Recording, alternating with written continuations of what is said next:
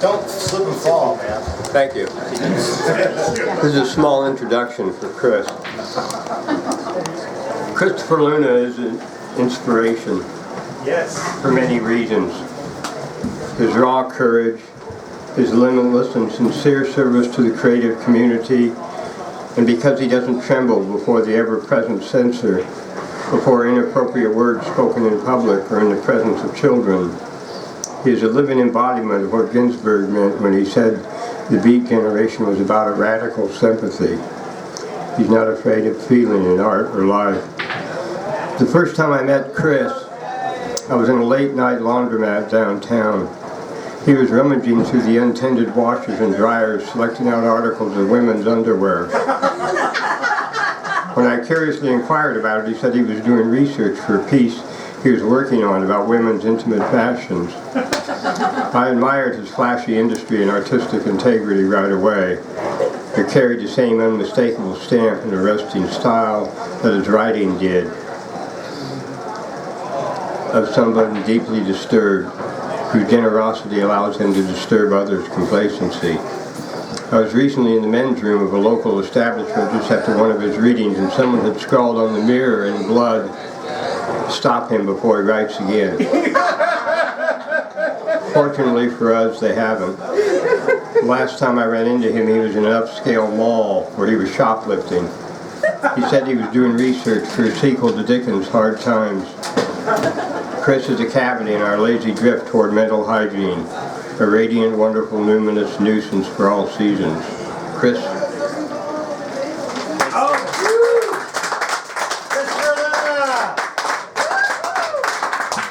Thank you, Dennis. Dennis knows I've been very public about saying that. I think he's one of the best we have here in the Northwest, so the feeling is mutual, Dennis.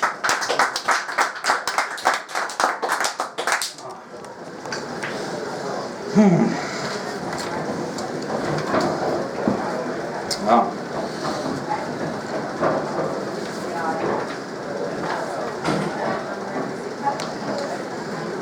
So I'm working on new stuff, and some of it got mixed up with the stuff I got ready to do tonight. So let me just get it out of the way, and then we can get going. There we go. Okay. Loving poetry is like being a fan of horror movies, so enamored with the genre that you are willing to sit through movies that are completely moronic and not at all scary, in the hopes of catching that one unique concept or cool character or original way of dispatching with someone. The basketball which completely obliterates a person's head in that piece of shit, Deadly Friend, or the fully grown adult male who claws his way out of the woman who has been raped by an alien in Extra. You stick with it to the end because you love it, fully realizing that they can't all be The Exorcist, The Omen, or Night of the Living Dead. Can't all be Cronenberg, Argento, Luton, Whale, or Carpenter. Dig?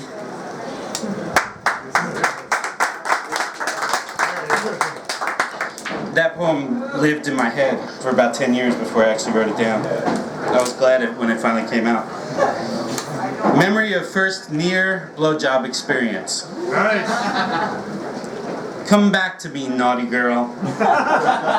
First to pay that kind of attention. I know that you're long gone, but your young mouth opens to wrap itself around my virginal cock forever in eternity's memory loop. And in the same vein, confession of my hopeless infatuation with a confounding hellraiser in knee-high stockings. And you can share this infatuation if you're willing to give up your credit card number. The first time I saw Ciara's pussy, I was completely astounded, unaware that such perfection existed. Staring hopelessly at the part of her barely legal labia, I beheld beauty pure enough to make me believe in God. So I just want to breathe for a second. She's something else, I'll tell you. I'm so happy to be at Toni's. I've been hearing for years from Mike G and other people about how amazing this reading is. And so I just want to thank Tommy and Jeffrey for having me, and all of you for coming. I appreciate it. This is a poem I've been wanting to read in Portland for a while because it's about a particular Portland person. And if you know who it is... Is it Alice? If you know who it is, then I would just have a deep respect for you. I think a lot of you know this person, actually. And it was one of those things that I try not to write meme poems, but just had to say what I said here. 15 minutes I'll never recover. I implore you, please sing of the hawk moth, because when you speak of it, the sound is deadly ordinary. Apparently, you feel passionately about your own greatness. You're a killer of art. You're a killer of beauty. You're even a killer of laughter. Mean, boring, I don't believe you. Why stand naked before us when you have nothing to say, when your heart's not really in it? The kind of pretentious asshole who doesn't look up from his phone even when his wife is at the mic. God.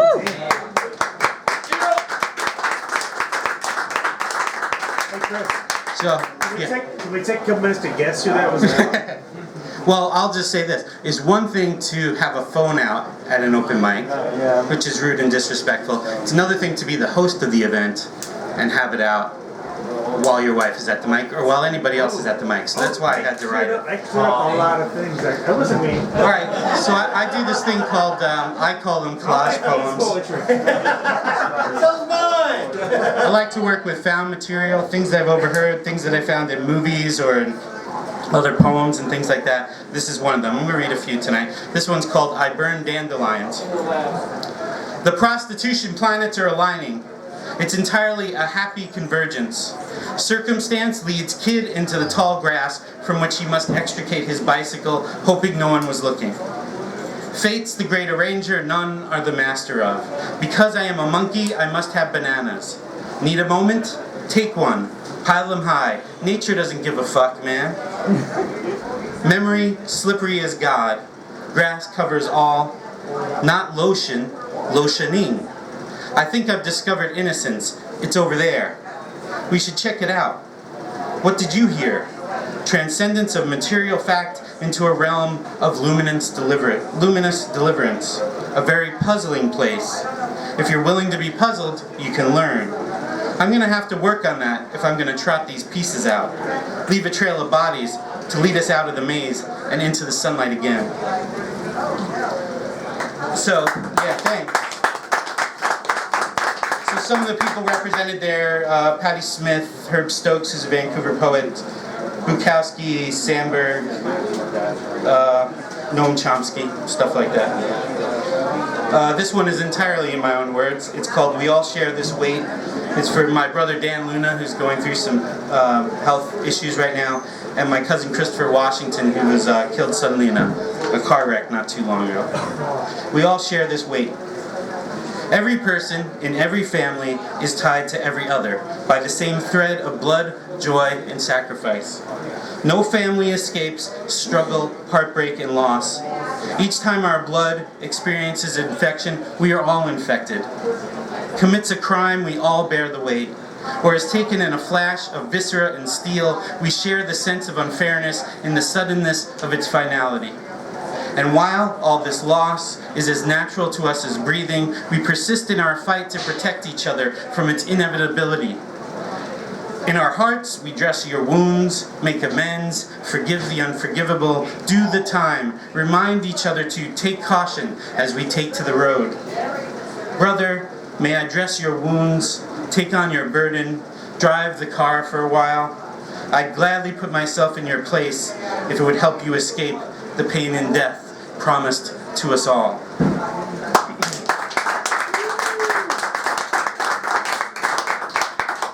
That's why you really do, I mean, as corny as it might sound, that's really why you do need to throw your arms around those people, including poets, every time you see them. You don't know when there's a semi, you know, that's going to change up the whole fucking thing in an instant. So, I have a couple of things I wanted to dedicate to Mike G. And I don't see him, but we tell him that I read them, you know, he said he was going to make it. Still working. Still working, yeah. And I love going to these places. We went to the Schnitz last night. It's great to even see Mike G from a distance. That just makes me a happy person, you know. So he knows this poem exists. It's from the book that I have, a chapbook I have here if you're interested in it, called Brutal Glints of Moonlight. All the poems in the book are based on the Executioner's song by Norman Mailer. And one of the poems in that book I dedicated to Mike. Didn't mean for it to become such a thing. The horrors are loose. Do not give away the vitals. Fearful and curious, we would like to have some serious answers. Express the love that is in your soul. Stand in front of the firing squad. Fuck what everybody in the family says. Nietzsche wrote that a time comes when a man should rise to meet the occasion. What he said was true. Use your head. Make your love clear and heard. Back your intentions with every cell in your body. Appreciate your calling. Leap across the abyss. You owe that to whatever you are. There. Yeah, Mike G is an inspiration to anybody who's just keeping their head down and trying to survive all this bullshit, you know? He inspires me every time I see him or talk to him. So this one is another one of the collage poems, and one of the lines came from Mike. So I guess we can play another drinking game or whatever if you want. If you can figure out what Mike said in all of this, then you know Mike well.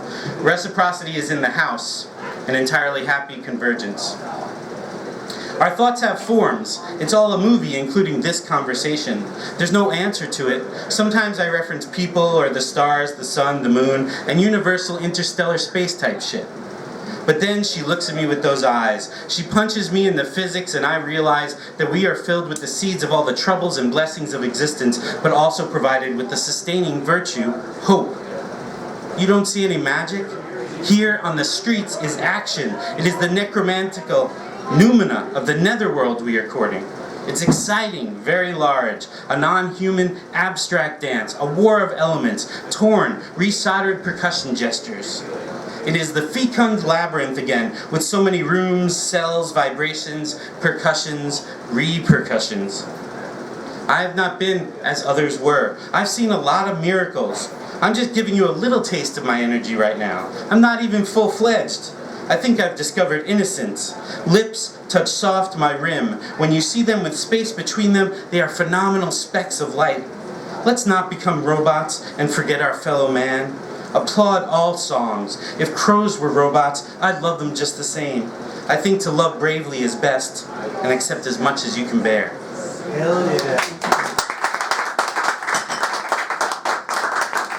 So some of the other people I borrowed from in that poem, Yusuf Lateef, Marilyn Monroe, Edgar Allan Poe, David Meltzer, David Cho is a great artist, Patti Smith, who obviously I love, Harry Dean Stanton, and Joseph Campbell are all represented. So a few years back, when Tommy Gaffney's great book, Whiskey Days, came out, Tommy was kind enough to ask me to share in his book launch for that great book, which happened to be at Alberta Street Pub, which for a while was the place to do this, what we're doing here tonight. And so I was very honored and very happy to do that. The project continued on after that chapbook, and I think that I found someone that wants to put it out as a full length, so I'm happy about that. And what I thought I'd do is I'd read some of the ones that I've written between 2008, which is when that chapbook came out, and now, because there's still fun, weird shit happening in Ghost Town, USA. So Ghost Town is what I call Vancouver, Washington, because I'm from New York originally, and it totally freaks me out to walk down the street in the middle of the day and not see any people. So that's how it got that nickname, Ghost Town. December 2008, waiting for the number 37 Mill Plain Boulevard. I know this. Overjoyed at the sight of a beautiful black sister in bell-bottoms embroidered with flowers, cornrows hanging out from beneath red, gold, black, and green tam, getting down under the bus shelter at Broadway and Mill Plain, her girlfriend gets off the bus. Short, butch haircut, looking surly, but it's a put-on. The goddess dances up close, nuzzling, their lips barely touching, aware yet unbothered that I'm watching the whole thing. Such a bold and cheerful expression of love makes my day, fills me up, makes me hard, gives me hope. Yes. Thank you. The rest will be not quite as long as that. They'll be they come fast and furious. They're kind of like I'm trying to do snapshots of what's going on in Vancouver as a fish out of water, you know. 22809. Upper middle class women and their mothers take Hummers to Safeway to pick up poinsettias and birthday cakes. You never know when you might encounter an Iraqi insurgent hiding in the dairy aisle or a tweaker with a rocket-propelled grenade launcher. 61209. Even the lowriders in the Couve are lame. Moments into my inaugural bike ride, a black lowrider pickup scrapes its way down Main Street, dragging its low-rent ass on the asphalt. Truly embarrassing. 3:27:10. Woman at farmer's market waving a skirt at her granddaughter. I don't know, Lucy. It's $32. Are you worth $32? You better go shop with Daddy Warbucks.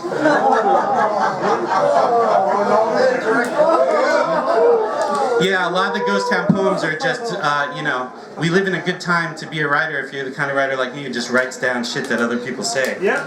I'll tell you what. Yeah. Most of the time I just have to, and it's hard for someone as big as me to recede, but even I am able to kind of like become anonymous enough to just write down. But the thing is, people don't give a shit anymore. You know what I mean? Like, even if they catch you, even if you get busted, they don't care. They're like, you gonna put me in your book? They all want to be Paris Hilton or some bullshit. So it doesn't matter. It doesn't bother them. They're on the phone talking at the top of their lungs about their gas or their court case or whatever the fuck. And it's a great thing for writers, man. Yeah, just write this shit down. Number 32, westbound, 8/12/2010. Toddler attempts to express his affection for his mother. I love you. I love you. Throwing his head back, pushing his lips forward to proclaim joyfully, I love you. I love you. But she cannot hear. Earbuds blasting away. I love you. I love you. Rather than respond in kind, the boy's mother raises a finger to her lips and shushes him. January 14, 2011, number 32, eastbound, 2:25 p.m. Last night was cracking. I got a text to my homes. 4 other chicks were at my house, partying, mom's house. So I take a taxi. I had on my pajamas and a wife beater. I came out of the house swinging. I was flipping, know what I'm saying? Get out of the car, bro. Let's get our cards on the table. I was here this morning. She kicked me out, know what I mean? I didn't have to swing. Told him everything, dude. Then she told me that I was acting irrational. We slept together last night. He said, she never said you were together, know what I mean? Thinking about the situation. So the only rule when I do this is that I can't make shit up or fill in the blanks. Like if I don't hear something, I don't add to it, like imagine what they said. So I could mishear something, I guess, but I don't edit or, most of the stuff is as I heard it, as well as I could get it down, or as fast as I can get it down in real time. February 23, 2011. Approached at the bus stop by a slightly shaky-looking guy with long gray hair and aviator glasses, tells me he's been through all 60 states, but Maine, Hawaii, and Alaska. Tells me people across America are all the same. Go into any bar and you'll hear the same thing. Fuck Obama, fuck Afghanis and Iraqis. Tells me he's losing his truck because he can't make the payments. Fell on the ice in New Jersey, tore a rotator cuff. 5/31/11, Barnes & Noble, Vancouver. Caramel-skinned cat in a Wilson cap purses his lips impatiently and checks his watch as his strawberry blonde girlfriend takes her time perusing the African-American section. 7/28/11, now we come to Portland. I let a little bit of Portland stuff slip in there because I usually am taking the bus from Ghost Town to get to Portland. Union Station, Portland, Oregon, after Queens of the Stone Age at the Roseland. About owning that dick, I said, bitch, that ain't my business. Never had it, never wanted it. Shit. Woman calls out desperately, Alex! Manny! Alex! Manny! After a few minutes, she yells, where's the beagle? African-American man waiting for the MAX train. That's because you're a stupid, cracker-ass, racist peckerwood. Peckerwood! Peckerwood! Peckerwood! Cracker-ass! Faggots. Nice. July 11, 2014. Overheard in everybody's music. Dude, do you have anything for black girls who like anime? I don't know anything about black girls who like anime. Well, I'd never been with a black girl before last night. There's a first time for everything. There's a last time for everything too. Dude, have you ever been to Longview? I'm so done with Washington. By the way, don't kill the messenger, I'm a recorder here is what's happening. So part of the project is just really believing that there's a music in everyday language. There was even a guy at the bar back here who was trying to figure out the difference between the people talking shit in the bar during the afternoon and the poets that were going to be here tonight. And I told them, as far as I'm concerned, the shit that you're talking in here is just as much poetry as anything I'm going to do up there. Outside Compass Coffee with George Thomas, the Henry Miller of Ghost Town, August 7, 2014.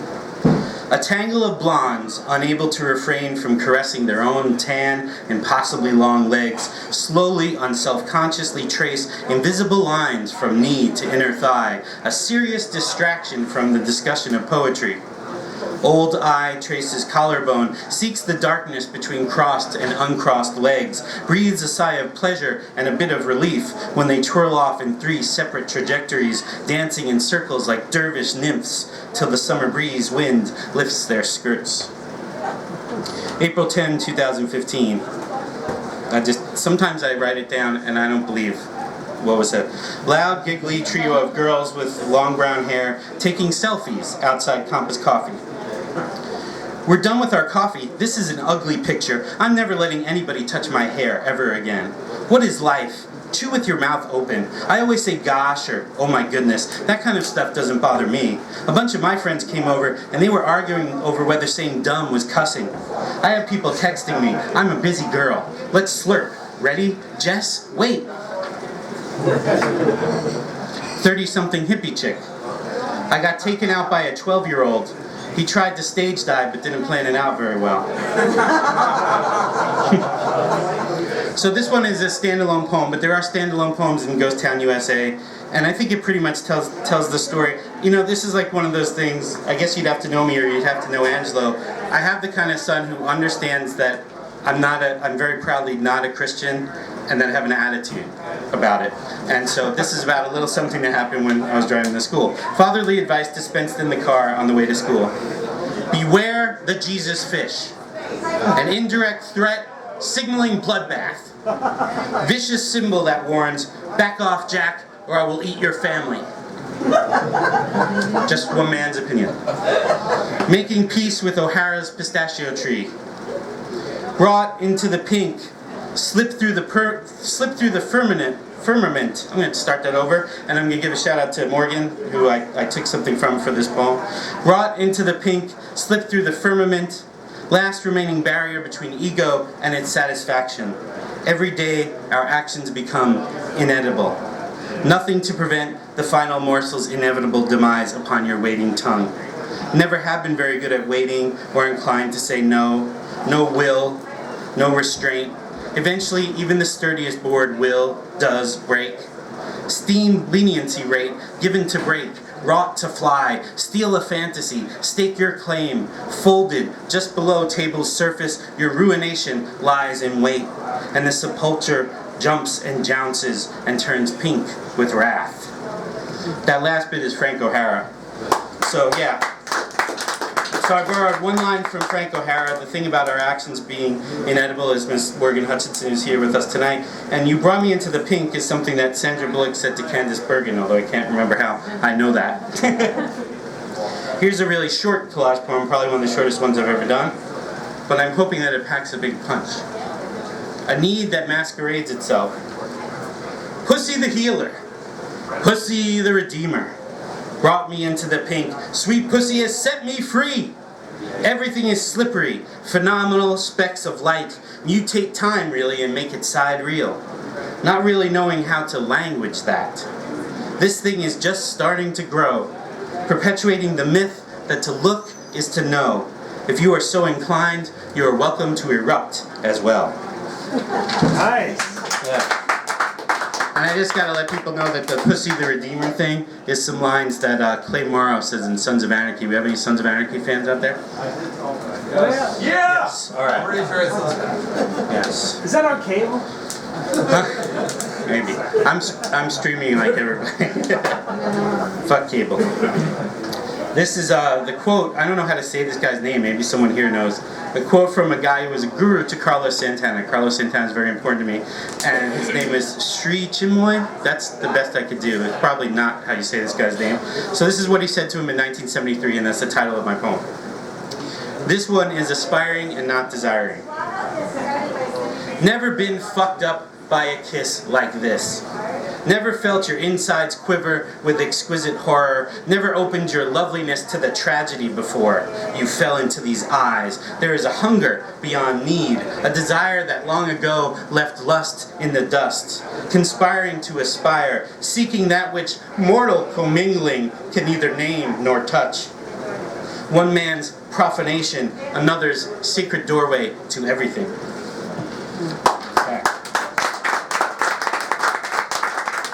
All right, we're gonna two more to go, and then an exercise in contrast here, I think. This is really one of my favorite ones. When I was talking about how that other poem took me 10 years to write, this is like a series of things that have been rallying in my head for, I don't know, like my whole life, and it didn't occur to me that I could link them thematically, and I think that you'll see how I hopefully pulled that off as I read to you from P. Memories. When I was 3, we lived in Glen Oaks, Queens. A neighbor complained because I had peed outside while playing with Lori. Mom wasn't angry, but her admonition made it difficult for me to pee outside for some time afterward.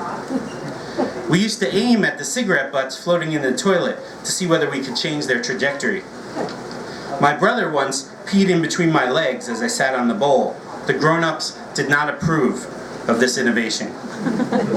Furious upon discovering that I had left some pee on the seat in the bathroom at my grandparents' summer house by the shore, my grandmother grabbed my little arm and snarled, "If you do that again, I'm gonna break your arm."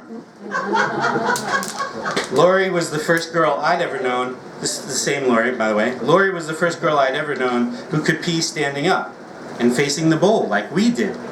I don't remember how it was that I was allowed to watch her, but my astonishment remains with me to this day.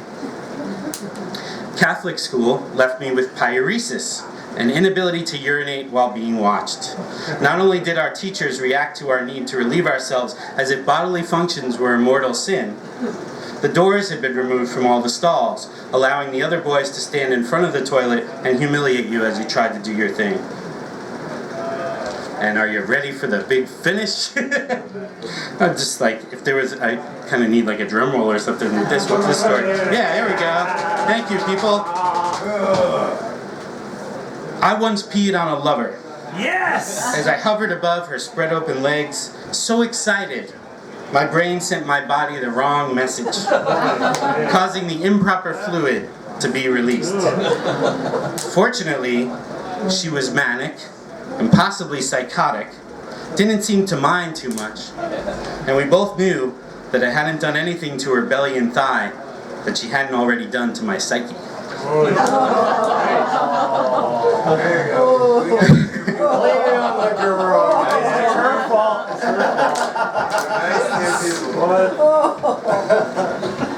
There's another poem about how the last time, and this was long after that was over, the last time we had sex, you know, the kind of like, you know it's really, really over, and no, we went back a couple of times, it was a mess.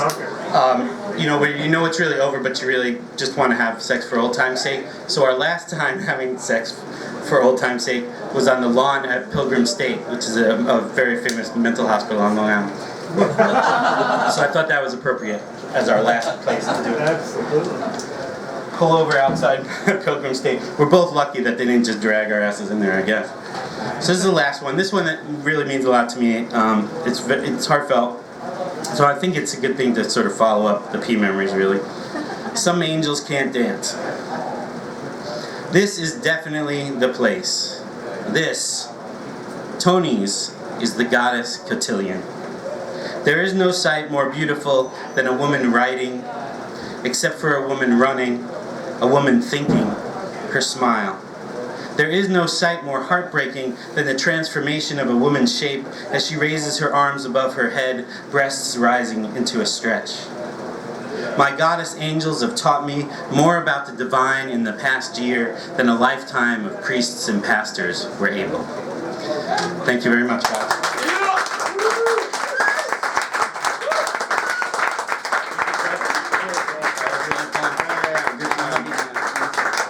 He's a huggy guy.